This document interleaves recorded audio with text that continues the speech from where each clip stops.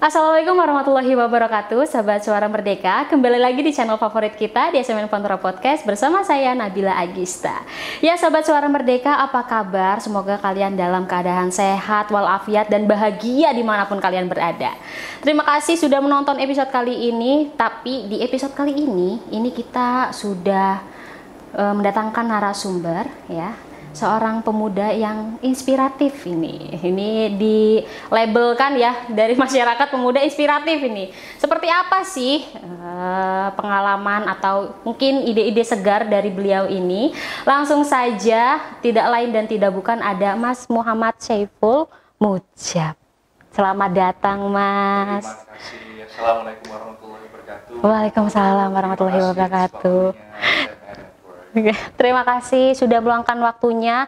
Ini di tengah-tengah kesibukan beliau ini ya, Sobat SMN. Ini sangat sibuk sekali, jadi kita hanya punya waktu berapa menit ini untuk ngobrol bersama Mas. Oh bisa ya? Oke. Ini karena terlihatnya masih muda, ini manggilnya Mas, Pak, atau siapa ini? Mujab, atau Mas Mujab aja kali ya. Mas Mujab ini usia berapa ini, Mas Mujab? Tahun ini 29 tahun. Tahun ini 29 tahun, masih under 30 ya. Luar biasa sekali. Ini 30 under pressure. 30 under pressure. Wah. 30 under pressure. Pressure-nya apa nih? Nanti kita perlu tahu ini. Ini kesibukannya apa ini, Mas? Akhir-akhir ini nih. Sibuk sedang mencari pekerjaan. Sibuk mencari pekerjaan. Ini seperti anak zaman sekarang banget ya. Sibuk mencari pekerjaan ya. Betul dong. Cuma mungkin caranya cari pekerjaannya berbeda. Harus keliling dari satu desa ke desa lain, menyapa masyarakat, berdialog dengan masyarakat, kemudian berkampanye gitu. Waduh. Tapi ini Mas Mujab ini asli Tegal? Asli 100%. 100%. Tapi nggak ada medok-medoknya ya? Nggak ada medok-medok kota Tegal ya nih? Di setting nanti malah saya nggak tahu. Oke. Temulung, saya asli Temulung, sampai SMA di SMA 1 Slawi. SMA 1 Slawi? Iya betul. Terus mungkin ya, sekitar 10 tahun terakhir baru merantau sebenarnya di Jakarta untuk urusan pendidikan sama pekerjaan. Oke, pendidikan dan pekerjaan. Ini pendidikan sebelumnya apa nih? Berarti setelah lulus SMA? Saya lulus SMA, kuliah di Universitas Indonesia, kemudian S2 di Inggris. S2 di Inggris. Waduh, luar biasa sekali. Nah, nanti ini kita tanya-tanya ini ya terkait S2 di Inggris dan di UI ini, karena sangat mungkin masih jarang ya Mas ya untuk masyarakat yang ada di Pantura untuk mungkin keluar kota untuk mengenyam pendidikan yang berkualitas, mungkin seperti itu. Lalu di UI sendiri ini berarti jurusannya apa nih Mas terkait apa? Rata-rata kalau di Kabupaten Tegal dan Kota Tegal itu kan kita ada nama paguyubannya namanya Sintesa. Oke. Sintesa Tegal, jadi kabupaten sama kota itu diangkat 30-an lah, 30-an orang kalau di UI setiap tahunnya. 30-an orang? Ya. Di UI? Ya. Setiap tahunnya? Cuma 30?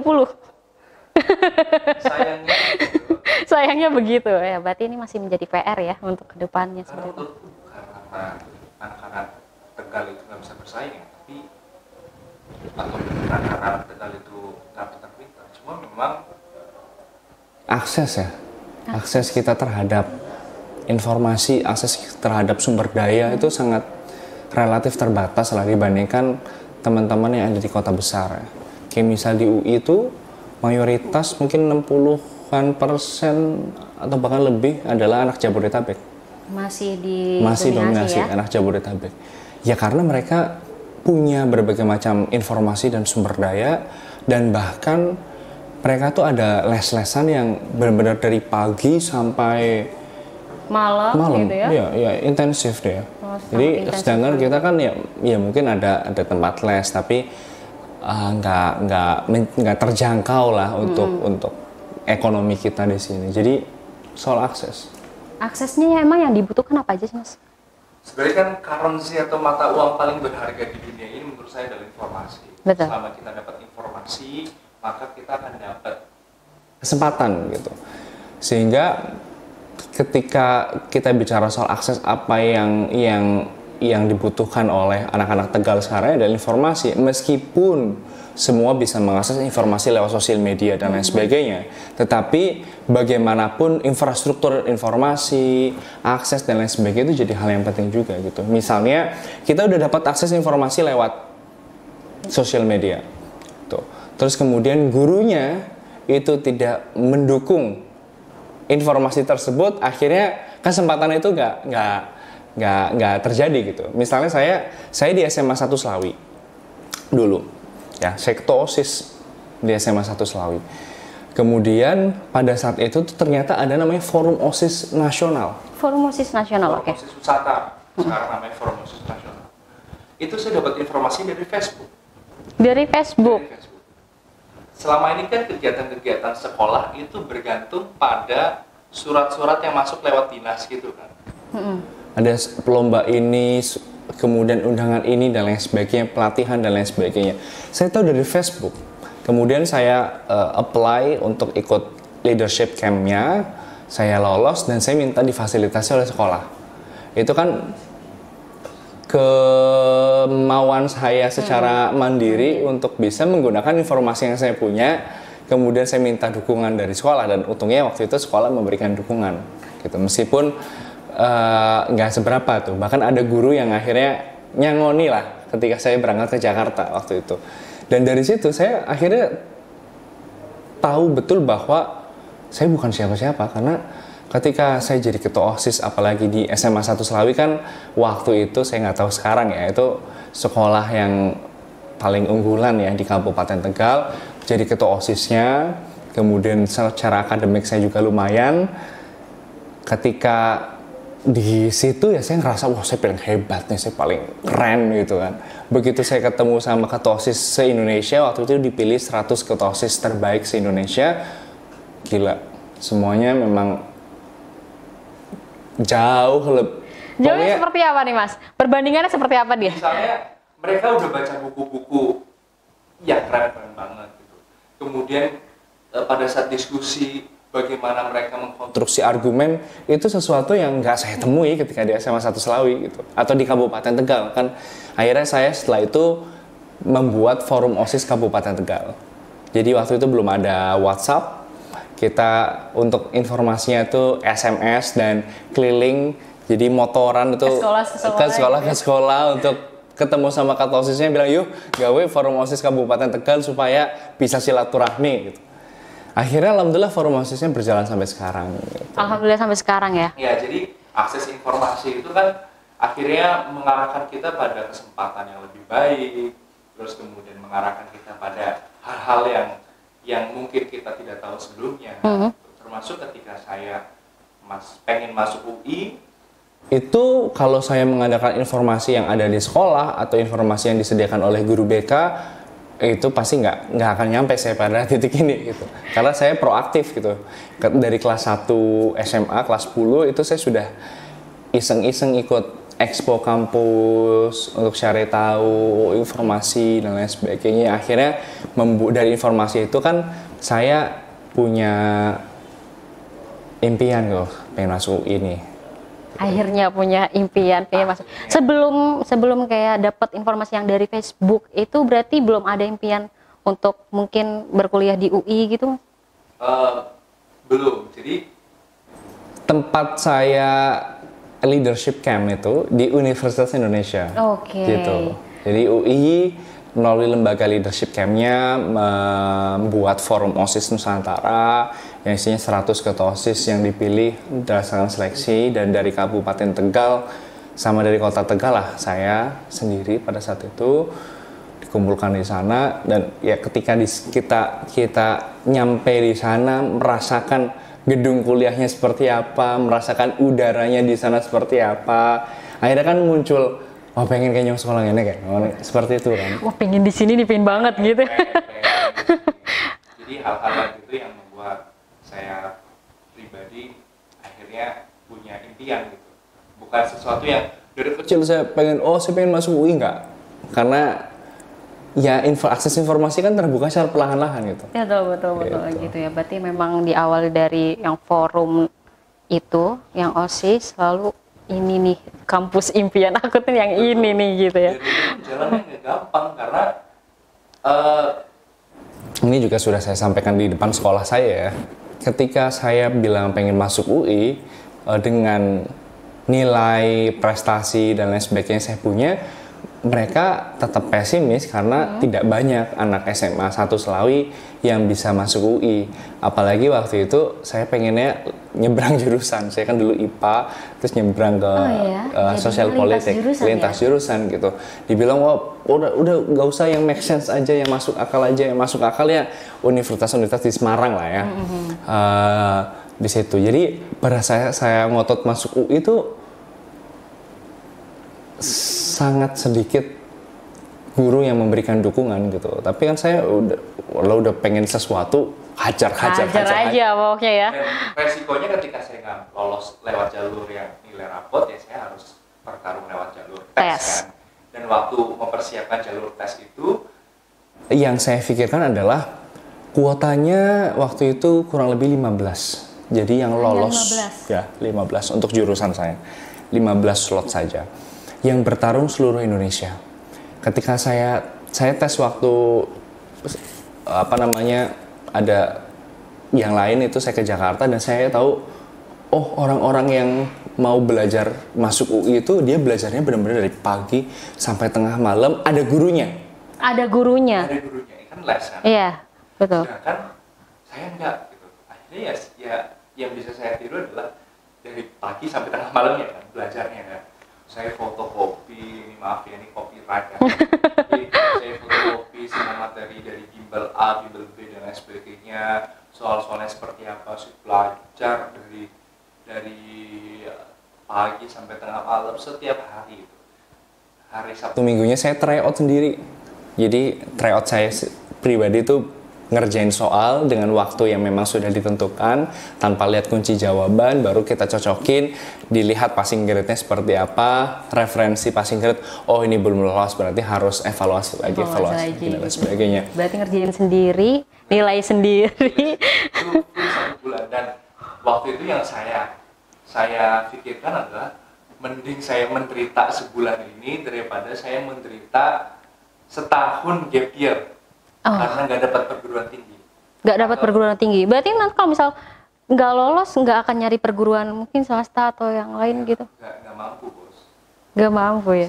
Ya mungkin kalau teman-teman semua sudah pernah, ini kan saya dari keluarga yang sebenarnya kurang mampu lah ya. Jadi kalau nggak pakai beasiswa, kalau nggak negeri, saya nggak kuliah. Gap year? Ya mungkin gap year mungkin nggak kuliah juga. Karena setahun tidak kuliah, tidak sekolah, mungkin bekerja dan lain sebagainya kan nanti secara psikologis akan beda. Iya, tergantung kegigihan saya gitu. Jadi waktu itu tuh ya now or never gitu loh waktu itu. Jadi saya harus, tapi dilalahnya saya tuh nggak mau ikatan dinas. Jadi ini nih. Udah miskin, ngotot gitu masuk UI. Udah miskin, ngotot lagi. Kata-kata hari ini. Tapi nggak mau ikatan dinas. Iya, betul. Maksudnya kan waktu itu ya banyak yang menyarankan untuk daftar sekolah-sekolah ikatan dinas dan sebagainya. Tapi enggak, saya maunya UI. Masih gigih ya? Masih gigih. Gitu. Tapi ada rasa pesimis nggak sih waktu 1 bulan itu full kan ngerjain sendiri gitu kan? Ada nangis-nangis ya ada, pesimis ya ada. Kemudian ngerasa gagalnya juga ada. Bahkan jadi pada saat saya ngerjain tes setelah tes tertulis, saya nangis karena susah. Saya merasa itu susah. Terus habis itu saya langsung nyari plan alternatif dong, yang tetap negeri, dan waktu itu tuh masih ada jalur ujian masuk yang pendaftarannya belum dibuka. Akhirnya saya pilih alternatifnya adalah ya udah D3 dulu kali ya. Jadi saya daftar waktu itu ujian masuk UGM, pilihan pertamanya S1, pilihan 2-nya D3. Oke. Jadi kayak buat cadangan ya udah D3 dulu aja, mungkin D3 lebih gampang kali buat masuk, yang penting negeri. Dan kalau negeri kan saya bidik misi kan, beasiswa kan gitu, bisa gratis kuliahnya. Dan ternyata lolos yang tes yang saya tangisin tadi, lolos masuk UI, yang UGM juga saya lolos yang S1-nya. Lolos semuanya berarti, dua-duanya? Saya lolos yang, kan niatnya yang S1 sama D3, lolosnya yang S1. Lolusnya yang S1, alhamdulillah. Setelah dapat pengumuman lolos, terus udah terbayarkan semua selama yang 1 bulan itu nangis. Masih kerja di Malaysia. Oke. Dia kerja di pabrik. Itu sampai pas waktu aku telepon, Bu, aku lolos UI, ibuku nangis dan muter-muter pabrik teriak-teriak. Serius? Ya, kayak ngabarin ke, mungkin beliau minta doa ke Semua teman-temannya. Jadi dia sambil lihat, waktu itu belum ada video call sih, tapi kan kedengeran ya, gimana nuansanya. Jadi ya selain berusaha pada saat itu ya doa ibu sih. Doa ibu ya paling Puasa terus itu. paling luar biasa banget itu. Tuh waktu terus Mas Mujab dengar ibu yang teriak sambil muter itu gimana rasanya, kayak akhirnya gitu? Terharu banget ya pastinya ya. Waktu itu saya dapat pengumuman masuk UI-nya itu pada saat saya lagi habis tes di UGM. Habis tes di UGM? Jadi udah tes, lalu UI. Oh, luar biasa sekali. Untuknya yang di UGM ini ya baru tes ya? Baru tes. Jadi lolos gitu. Nah, ini kan memang Sobat Suara Merdeka ini, Mas Mujab ini mungkin menjadi salah satu bonus dari demografi ini sampai nervous coba. bonus demografi, dimana kan memang informasinya beliau ini menjadi salah satu pemuda inspiratif di Kabupaten Tegal. Amin. Atau di Pantura nih ya. Amin. Yang perlu disebarluaskan lagi. Ini tanggapan Mas Mujab sendiri seperti apa nih terkait dengan label pemuda inspiratif nih? Amin ya, kalau inspiratif dan lain sebagainya kan tergantung pada orang menilainya seperti apa. Tapi saya tuh paling tidak pengen membuktikan pada diri saya sendiri kalau keterbatasan yang dimiliki itu bukan menjadi penghambat untuk impian berikutnya gitu. Kayak misal waktu saya mau S2 di Inggris, itu pun saya ngotot, saya maunya hanya London School of Economics. Kenapa? Itu salah satu sekolah sosial terbaik di dunia. Sekolahnya para perdana menteri Inggris di situ, dan letaknya di London, jadi di pusat kota gitu. Saya pengen tujuan kuliah di sana kan tidak hanya soal dapat pendidikannya juga, tapi dapat pengalaman kulturalnya, pengalaman hidup merantau di luar negerinya dan lain sebagainya. Gitu. Mungkin jalan-jalan gitu ya Mas? Itu bonus ya. Jadi yang hal paling signifikan yang saya hadapi adalah bahasa Inggris. Bahasa Inggris, karena itu dia. Iya, karena bahasa saya nggak tahu kalau Mbak Bella dulu sekolahnya gimana ya, tapi dulu zaman saya sekolah itu paling maju belajar bahasa Inggris itu tenses. Jadi cuma belajar bolak-balik tenses, grammar dan sebagainya gitu. Walaupun nggak nyantol-nyantol ya. Exactly. Jadi kadang ketika ngomong juga kayaknya enaknya ini deh grammarnya gitu kan. Dan ternyata ya orang-orang sana tuh nggak terlalu peduli grammar. Nah balik lagi ya paling belajarnya soal tenses saja. Sedangkan conversations atau percakapan, soal teks panjang, membaca secara komprehensif, menulis bahasa Inggris dan lain sebagainya itu sesuatu yang tidak saya dapat bekalnya. Bahkan ketika saya kuliah di UI. Di UI itu semua jurnalnya bahasa Inggris gitu ya. Tapi tugas-tugas saya tuh nggak ada yang dalam bahasa Inggris gitu. Masih berbahasa Indonesia ya berarti ya? Semua bahasa Indonesia gitu. Dan kadang ya saya cheatingnya adalah saya kopas aja teksnya, terus saya Google Translate, saya baca terjemahannya, apalagi Google Translate sekarang makin bagus ya. Dulu kan berantakan banget ya. Nah, sehingga kemampuan bahasa Inggris saya nggak berkembang gitu. Dan ketika saya mendaftarkan kuliah di Inggris, salah satu hal yang sangat saya struggle adalah untuk dapat skor minimal untuk bisa diterima di kampus Inggris gitu. Karena semua gratis, pendaftaran gratis, terus beasiswanya juga pendaftarannya gratis. Artinya kan secara akses akhirnya terbuka gitu kan. Tetapi dari situ akhirnya saya menyadari bahwa ada yang namanya sifatnya hambatan secara struktural. Hambatan struktural yang membuat ini ada akses nih.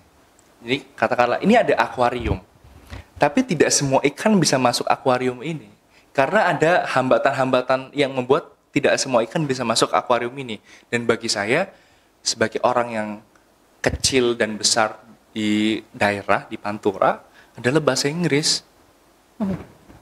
Karena kita tidak, yang namanya bahasa kan sesuatu yang aktif.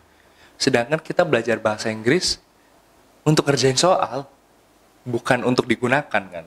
Sehingga ketika saya ada tes bahasa Inggris, saya nyoba 4 kali. Pak. 4 kali. Sekali tes 3 juta. Sekali tes 3 juta. Hitung dikaliin aja. Jadi, dan itu pun hambatan juga kan. Mungkin semua tes gratis kecuali tes itu. Kalau ada orangnya, waktu itu saya udah punya pekerjaan, udah punya penghasilan, sehingga saya bisa bayar tes saya sendiri. Gitu. Bayangin ada misal orang yang memang pengen kuliah, pengen pendidikan karena pengen punya hidup yang lebih baik, ada beasiswanya, ada aksesnya, tetapi dia nggak punya modal untuk tes itu. Jadi kompleks banget sebenarnya mikirin soal tadi pendidikan, pemberantasan kemiskinan. Saya yang menjalani betul, oh iya, kalau ada orang-orang yang sama kayak saya, tapi dilalahnya nggak punya modal untuk tes bahasa Inggris, ya akhirnya mundur juga gitu. Ya akhirnya beasiswa LPDP, beasiswa yang lain dan lain sebagainya, yang bisa menjangkau adalah orang-orang yang paling tidak punya kemampuan ekonomi untuk menjangkau itu. Betul. Sangat sedikit orang yang katakanlah tidak mampu bisa menjangkau itu, karena ada faktor-faktor lainnya yang mungkin bikin orang nggak bisa sampai sana, meskipun semua terbuka. Misalnya sekarang yang saya pikirkan adalah di LPDP itu kan cabangnya banyak. Ada beasiswa umum, beasiswa TNI Polri, beasiswa ASN, dan ada beasiswa santri. Beasiswa santri. Iya. Oke. Kita punya banyak banget santri. Apalagi di Kabupaten Tegal ya. Iya. Tapi apakah mereka bisa bersaing atau kompetitif untuk masuk beasiswa? Saya rasa enggak gitu. Karena tidak ada akses informasi dan persiapan untuk itu. Betul sekali. Aksesnya masih minim. Masih minim gitu. Mereka bahasa Arab mungkin jago gitu. Bahasa Inggris saya rasa masih kurang gitu. Iya, sehingga betul. penting sekali misal untuk pemerintah Kabupaten Tegal ke depannya untuk bisa menyediakan hal-hal demikian supaya membuat banyak orang di Kabupaten Tegal, terutama yang muda-muda, ini bisa bersaing. Tidak hanya untuk pendidikan, pekerjaan juga kan. Banyak sekali pabrik-pabrik internasional yang berdiri di Kabupaten Tegal. Dan pasti persyaratannya biasanya harus menguasai bahasa Inggris. Betul. Ya. Betul. Saat ini kan seperti itu ya, Betul, banyaknya seperti itu. Itu memang Ya. jadi PR banget sih. Oke, sebelum kita lanjut ke pertanyaan selanjutnya, silakan kita break terlebih dahulu. Mas Mujab silakan diminum terlebih dahulu. Iya, saya lagi syaum. Lagi syaum, luar biasa, Masya Allah. Lagi puasa, kita lanjutkan saja, Tip. Oke. Itu tolong bawahnya ya. Oke, ini Mas Mujab, tadi kan kita sudah ngobrolin terkait dengan akses informasi dan lain sebagainya. Lalu ini selain itu, sumber inspirasinya Mas Mujab untuk sampai di titik ini itu apa sih? Siapa sih gitu? Atau mungkin ada momen tertentu selain tadi yang awal yang forum OSIS nasional itu? Ya banyak ya, sebenarnya banyak sekali yang menjadi sumber inspirasi dari tokoh-tokoh yang saya temui, bahkan teman-teman saya itu banyak sekali. Tapi yang paling terbesar tentu dari ibu saya ya, karena beliau ini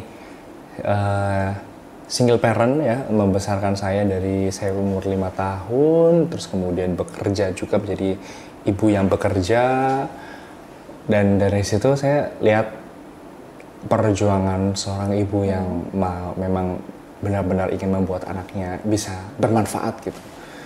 Jauh-jauh sampai Malaysia dan lain sebagainya untuk bekerja. Jadi bagaimanapun menurut saya sumber inspirasi saya ibu saya gitu. Dan saya punya punya prinsip begini ya, kalau saya lahir dari keluarga miskin itu saya nggak punya pilihan gitu, saya nggak punya saya kan nggak bisa milih lahir dari keluarga yang mana, dan saya nggak bisa menyalahkan siapapun untuk kondisi itu gitu. Tapi kalau kondisi keluarga saya itu tidak membaik sampai saya mati, itu saya meninggal, itu berarti salah saya, karena saya punya kesempatan dan punya kewajiban sebenarnya untuk merubah kondisi keluarga gitu. Berarti memang sumber inspirasi terbesar adalah ya orang tua gitu ya, balik lagi seperti itu. Yang mendukung anak-anaknya siapa kalau bukan orang tua gitu. Betul, kan. betul. Oke, lalu ini terkait, ini kan Mas Mujab kan punya aktivitas yang luar biasa padat sekali ya untuk saat ini. Lumayan, kan namanya pengacara, pengangguran banyak acara. Nyari Karena kerja anak gitu. zaman sekarang banget ya, ini ada singkatan-singkatannya kayak gitu nih. Ini Jadi kalau di LinkedIn tuh open to work. open to work, betul. Ada. Nanti langsung dikonekin aja. Ini terkait work-life balance-nya itu seperti apa sih Mas, tips and triknya dong buat, apalagi kan mungkin pemuda-pemuda nih banyak banget yang kayak sibuk di kerjaan tapi nanti lupa sama pribadi yang di luar gitu. Nggak balance. Sih sebenarnya sih, karena Waduh. saya masih jomblo nih sampai sekarang, jadi nggak balance kan. Wah, mungkin kegiatan di rumah deh. Iya, nggak bisa. Kalau balance harusnya ya kan, nggak bercanda. Nah, tapi saya selalu ini ya berusaha untuk Memang apa yang saya lakukan ini sesuatu yang saya senangi gitu ya. Jadi saya juga jadi happy untuk melakukan itu, sehingga balancing kehidupan tidak harus dengan tadi memisahkan aktivitas pekerjaan dan aktivitas personal gitu. Keduanya menurut saya bisa dilakukan dengan bebarengan. Ketika saya passion sekarang saya lagi di politik kan, jadi saya passion di politik, saya happy aja gitu ketika ketemu banyak orang, interaksi sama banyak orang. Itu bagi saya jadi satu fase recharging buat saya. Salaman dengan banyak orang, Ketemu masyarakat gitu ya. Itu recharging buat saya. Tapi saya pribadi juga ini ya, secara semakin tua umurnya ya, semakin merasa bahwa menjaga kesehatan itu penting. Jadi memang Waduh, tamparan ini ya. Semaksimal mungkin saya ngurangin begadang, ya sebisa mungkin. Meskipun agak susah ya di fase pengacara ini ya, pengangguran banyak acara ini tuh kegiatannya sampai tengah malam dan lain Pasti sebagainya. ada aja ya Pasti gitu ya. ada aja, tapi saya berusaha untuk jam 12 udah pulang ke rumah lah.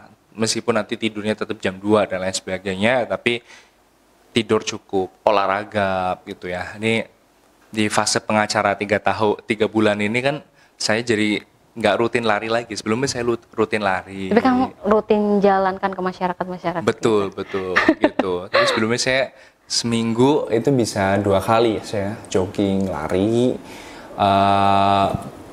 drakoran juga saya. Wah, luar biasa ini nih. karena harus balance Harus kan. balance itu, Harus ya balance betul kan. sekali. Ya meskipun akhirnya beberapa bulan terakhir tidak drakoran lagi. Apa drakor yang bagus sekarang? Kasih Banyak. rekomendasi. Nanti saya rekomendasiin ya. Iya, Saya personal. Wih. Japri ya. Iya. Japri nanti. Ya, Atau mau hal-hal kayak nonton bareng gitu. Aduh.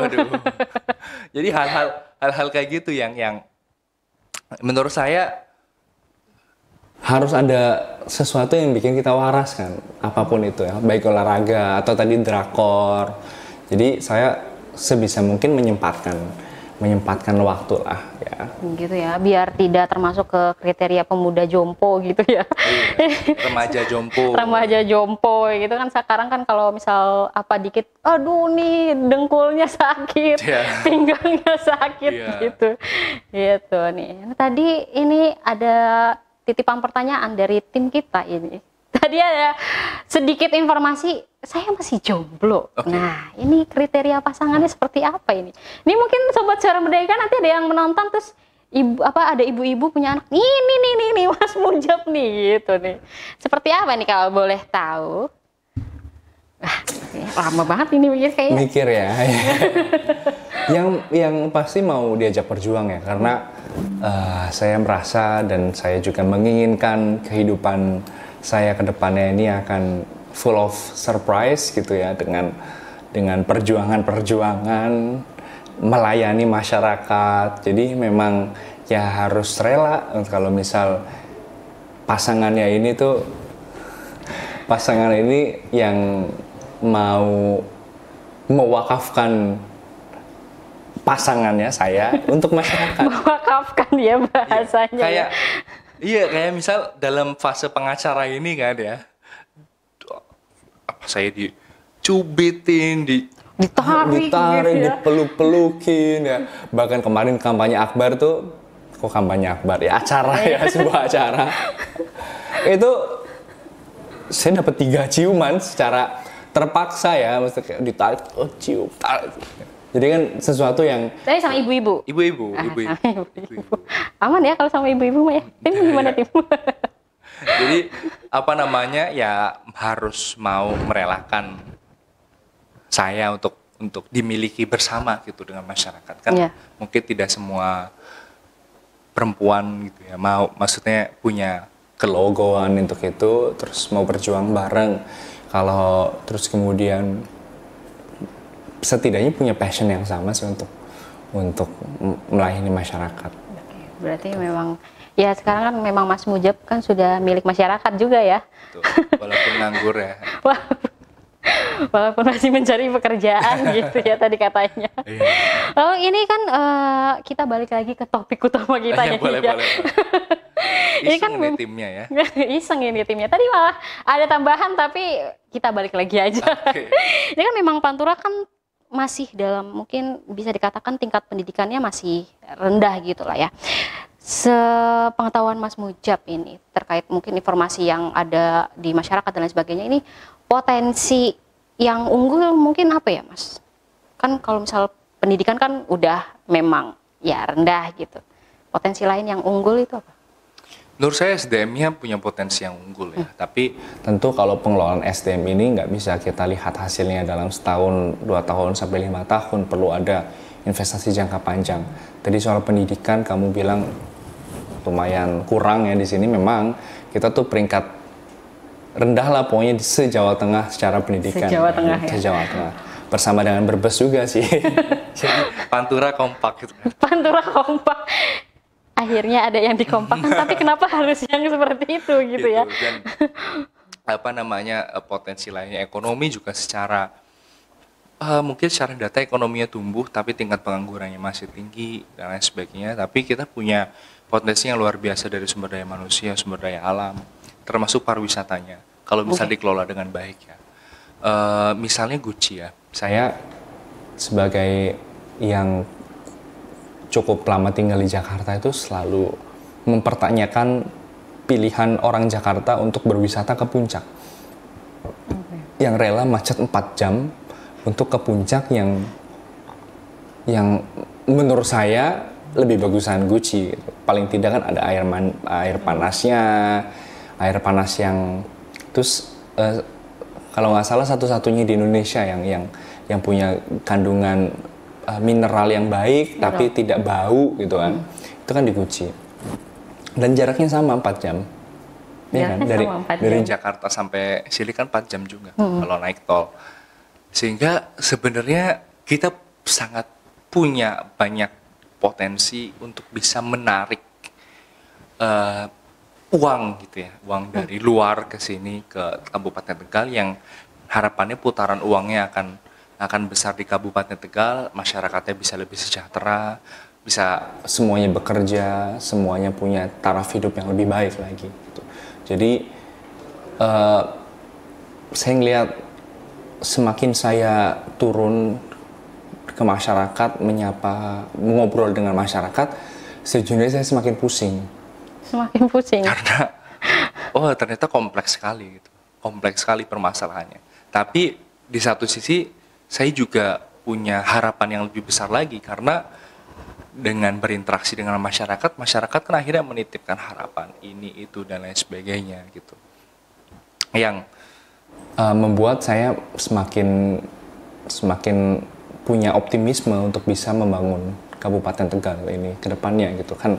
Karena saya dari kecil itu dibiayai oleh beasiswa, mungkin kesempatan ini adalah kesempatan saya untuk bisa membalaskan budi kepada masyarakat Kabupaten Tegal gitu dengan apa-apa yang saya punya gitu. Kalau diberikan gitu ya? kesempatan, terus kemudian kalau misal sebaliknya ya tentu saya yakin akan ada ruang kontribusi lain untuk tadi bisa mengoptimalkan potensi-potensi yang ada di kabupaten. Berarti dibalik dengan mungkin kerendahan yang pendidikan itu masih ada potensi lain gitu ya, masih sangat unggul gitu. Betul sekali, Guci kan memang salah satu pariwisata yang luar biasa sekali kan. Cuma tapi masih kelolanya tidak optimal lah. Iya betul, belum optimal. Mungkin nanti ke depan ini buat pemerintah ya, siapapun nanti ini bisa dioptimalkan lagi seperti itu. Ini tahu kan Mas Mujab kan juga salah satu dari generasi muda yang memang sudah istilahnya sukses di luar kota ya. Amin. Amin. Apakah Mas Mujab ini percaya atau setuju dengan mungkin label yang pemuda yang di luar kota yang berhasil harus balik ke desa, bangun desanya? Ini setuju atau enggak nih? Relatif. Relatif. Saya bilang relatif. Ya. Kalau relatif berarti ada alasannya ini. Kenapa? Tergantung pada ada atau tidak ruang kontribusinya, bisa atau tidak ruang kontribusi itu terciptakan gitu. Ketika memang ada dua prasyarat tersebut, saya justru sangat mengencourage atau mengajak teman-teman yang memang sudah berhasil di luar sana untuk bisa membangun bersama-sama Kabupaten Tegal gitu. Tapi di satu sisi ketika dua hal tersebut ruang kontribusinya bisa atau tidak, ada atau tidaknya ruang kontribusi memang belum tersedia, ya kita tidak bisa memaksa gitu untuk mereka yang punya kesempatan yang lebih baik di luar untuk bisa berkontribusi langsung di Kabupaten Tegal, karena kontribusi ke Kabupaten Tegal menurut saya tidak melulu bicara soal secara fisik harus ada di sini gitu. Misalnya si A punya kerjaan bagus di Jakarta, misal gajinya bagus, mereka mengirimkan uang ke keluarganya di Kabupaten Tegal, kemudian punya misal panti asuhan binaan atau masyarakat binaan di sini untuk ada sodakoh-sodakohnya mereka gitu. Itu kan satu kontribusi juga. Mereka nggak harus ada di Kabupaten Tegal secara fisik, tapi yang tadi saya bilang relatifnya adalah yang penting adalah tahu dan selalu ingat bahwa kalian itu punya darah Kabupaten Tegal gitu. Punya darah Tegal yang kapanpun Kabupaten Tegal memanggil dengan cara apapun, secara fisik atau tidak fisik, secara fisik atau non fisik hadir di Kabupaten Tegal, itu harus memenuhi panggilannya gitu. Jadi harus ingat selalu. Harus gitu ingat gitu. Ini kan konsep diaspora kan begitu kan. Ini kan yang perdebatan misalnya, apakah penerima LPDP harus pulang ke Betul sekali. Itu kan sebenarnya satu hal yang sama kan. Gitu. Kita lihat sekarang, coba negara apa yang orangnya ada di mana-mana? Indonesia. Negara apa yang orangnya ada di mana-mana? Negara apa yang orangnya ada di mana-mana? Cina. Ya, Cina. India juga. India. Dan sekarang Israel. Orangnya ada di mana-mana. Tapi mereka punya roots atau punya akar yang kuat. Aku Cina itu, aku India itu. Punya akar yang kuat dan mereka berkomunitas juga di situ. Secara langsung ataupun secara tidak langsung mereka tetap berkontribusi pada tanah air mereka. Meskipun mereka ada di London, ada di New York, ada di mana dan lain sebagainya, mereka punya ikatan atau punya bonding dengan kampung halaman. Dan itu kan sebenarnya yang harus dilakukan oleh masyarakat Kabupaten Tegal yang diasporanya banyak kan, banyak banget yang merantau. Kalau nggak salah sekitar 9%-an penduduk Kabupaten Tegal itu merantau. Merantau ya banyak banget ya sekarang ya. Kayak orang Padang kan juga di mana-mana, orang Batak juga di mana-mana, tapi mereka punya roots, punya akar yang kuat itu, Padang nih gitu. Iya, sampai kita bisa ngenalin loh. Tuh orang Padang ini pasti, orang Batak ini pasti. Iya, dan mereka berkomunitas. Iya, pasti. Berarti memang ya dari kita sendiri harus ingat. Berarti jangan lupa kulitnya gitulah. Iya betul. Dengan cara apapun ya. Karena sekali lagi belum tentu ada ruang kontribusi di sini gitu. Kalau nggak ada ruang kontribusi di sini kan sayang juga bakat yang mereka miliki. Tapi saya harapkan ke depan mudah-mudahan pemerintah Kabupaten Tegal ada kolaborasi. Misalnya sekarang yang lagi pengen digenjot adalah sektor pertaniannya misal. Maka penting juga untuk kita sekolahkan anak-anak petani yang ingin jadi petani ke kampus-kampus yang bagus, ke sekolah-sekolah pertanian yang bagus, tapi mereka harus balik lagi ke Kabupaten Tegal. Seperti itu ya. Oke, ini lanjut ini pertanyaan. Ini kan memang banyak banget nih Mas anak-anak zaman muda, anak-anak muda zaman sekarang yang pinginnya apa-apa itu instan, ya kan, banyak banget ini. Atau mungkin bahasanya itu kita dapat privilege. Itu tanggapan Mas Mujab itu sendiri seperti apa sih Mas terkait ini pengen yang instan deh, pengen dapat kerja yang instan pakai ordal nih gitu. Iya. Gimana ini? Mie instan aja kalau mau Dibikin itu harus buka bungkusnya, keluarin minyak kan, panasin airnya, baru dikasih bumbu, baru dimakan, bukan langsung makan mie instannya. Jadi memang semuanya sedikit apapun pasti ada proses, dan justru proses itu yang membuat kita nikmat gitu. Saya punya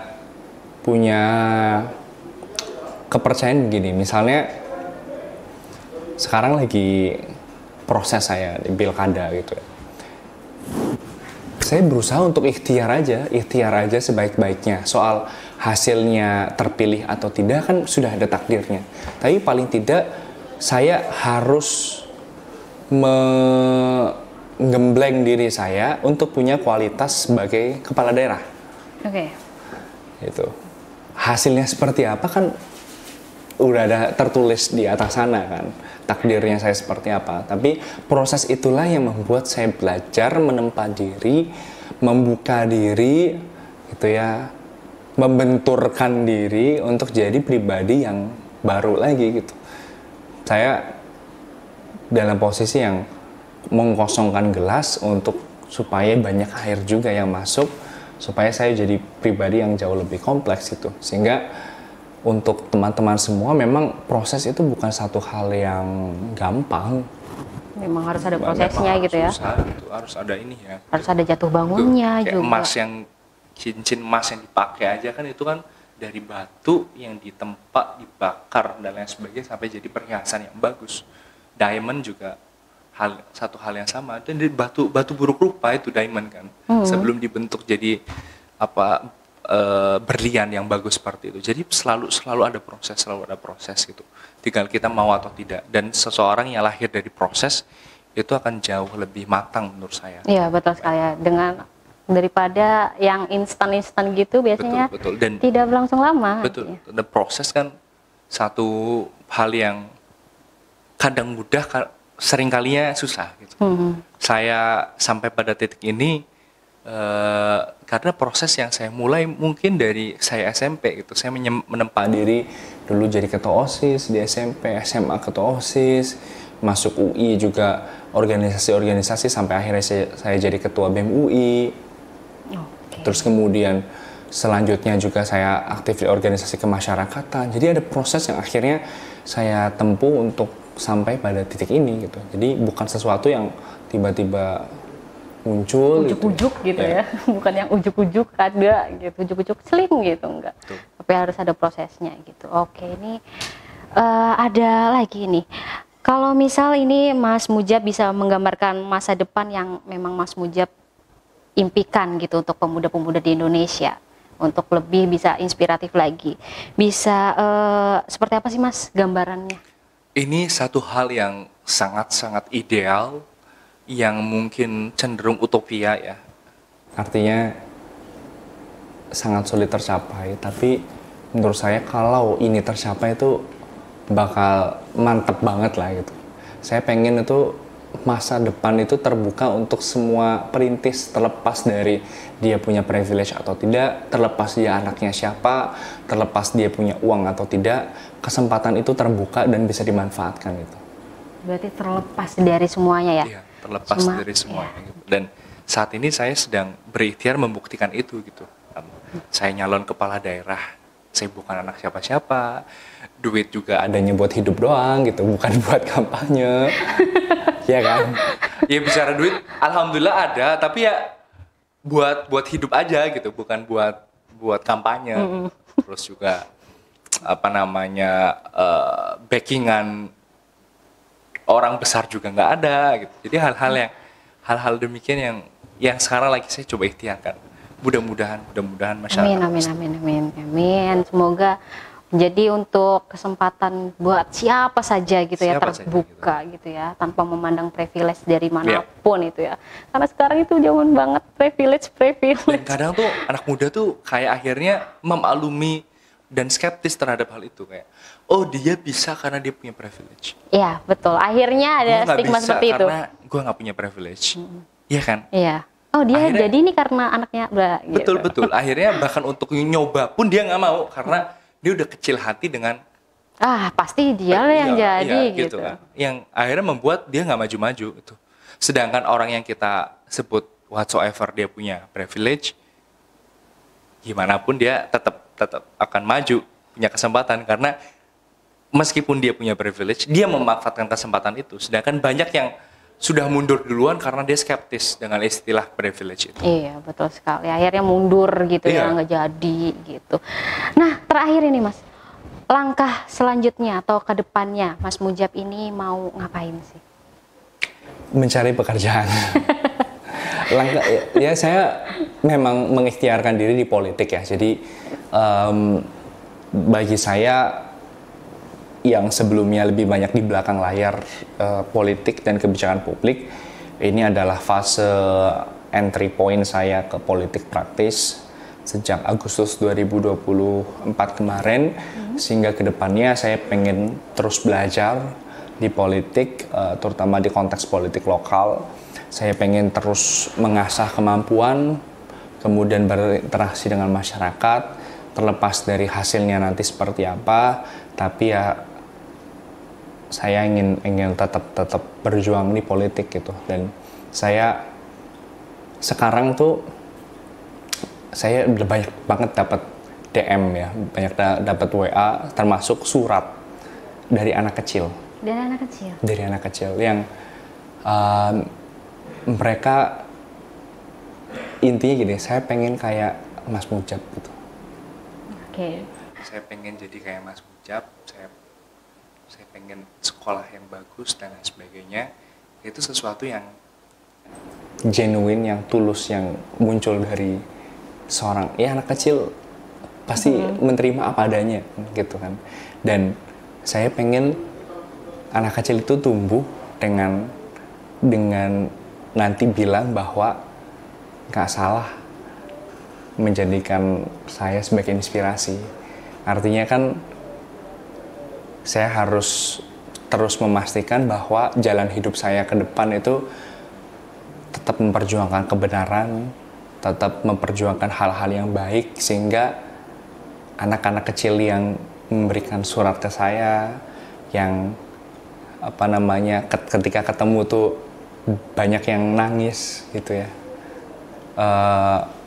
itu tetap merasa bahwa benar saya nggak salah untuk menjadikan saya sebagai inspirasi gitu. Gitu ya, luar biasa sekali, sampai anak kecil juga tahu loh menginspirasikan siapa gitu. Oke, ini terakhir ini Mas, sebelum kita benar-benar closing dan menutup podcast kita episode kali ini, pesan untuk para pemuda di luar sana, untuk Sobat Suara Merdeka apa Mas? Untuk pemuda di luar sana, terutama dari Pantura, dari Kabupaten Tegal, Kota Tegal, Kabupaten Brebes, Pemalang, ya, dan lain sebagainya, yang membatasi diri kita tuh sebenarnya diri kita sendiri gitu. Jadi kesempatan di luar sana tuh sangat terbuka luas. Manfaatkan media-media yang ada, manfaatkan jejaring. Kalau ketemu orang itu bangun impresi sebaik-baiknya. Kadang tuh yang bikin kita terbatas adalah kita berpikir bahwa diri kita tuh nggak mampu. Padahal kalau kita dorong sedikit lagi, bisa saja kita mampu. Luar biasa sekali. Terima kasih Mas Mujab untuk waktunya dan pengalaman-pengalamannya yang udah menjadikan inspirasi untuk Sobat Suara Merdeka Amin, amin. di luar sana. Lancar terus kegiatannya Amin, Mas, amin. sehat selalu. Dan semoga kita bisa berjumpa lagi ya untuk sharing-sharing Siap. hal-hal lainnya gitu. Terima kasih Mas Bujab. Dan untuk Sobat Suara Merdeka, untuk para pemuda juga jangan malu untuk berproses gitu ya. Jangan apa-apa maunya instan seperti itu. Sampai jumpa di episode selanjutnya. Wassalamualaikum warahmatullahi wabarakatuh. Bye. Waalaikumsalam warahmatullahi wabarakatuh.